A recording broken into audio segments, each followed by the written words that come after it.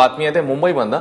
गुजरात किंवा दिल्लीला by road जायचा विचार करताय तर जरा थांबा, कारण मुंबईला गुजरातशी जोडणारा वर्सोवा ब्रिज उद्यापासून पुढच्या 4 दिवस दुरुस्तीच्या कामांसाठी पूर्ण बंद असणार आहे।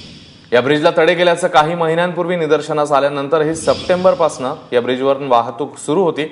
त्यामुळे आता ब्रिजच्या दुरुस्तीच्या कामासाठी 14 ते 17 मे या 4 दिवसात ब्रिजवरचं पूर्ण वाहतूक जी आहे ती बंद करण्यात आली आहे। याचा परिणाम वेस्टर्न एक्सप्रेस हायवेवरील दहिसर चेक नाक्याजवळ होताना आपल्याला बघायला मिळेल। भारती सहस्त्रबुद्धे आपल्या प्रतिनिधी आपल्या सोबत आहेत। भारती, या कामासंदर्भात काय अपडेट्स आहेत, कशा प्रकारे होणार आहे काम? अश्विन, उद्या सकाळी 8 वाजता हा पूल पूर्णपणे बंद केला जाईल आणि त्याच्यानंतर साधारण 4 दिवस कामासाठी लागतील असा अंदाज व्यक्त केला जातो आणि 18 तारखेलाच हा पूल पुन्हा एकदा वाहनांसाठी खुला करण्यात येणार आहे।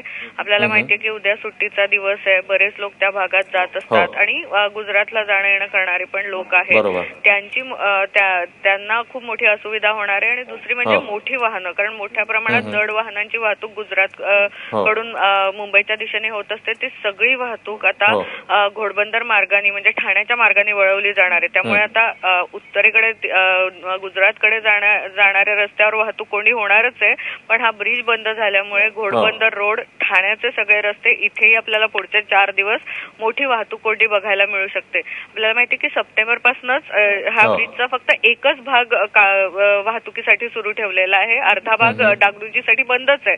मात्र आता पुढचे 4 दिवस हा पूर्णच बंद राहणार असल्यामुळे एकूणच आपल्याला वाहतूक कोंडीचं चित्र दिसू शकतं। अश्विन, भारती, या सगळ्या संदर्भातले ताजे अपडेट्स घेतच राहू। तुर्तास धन्यवाद या माहितीबद्दल।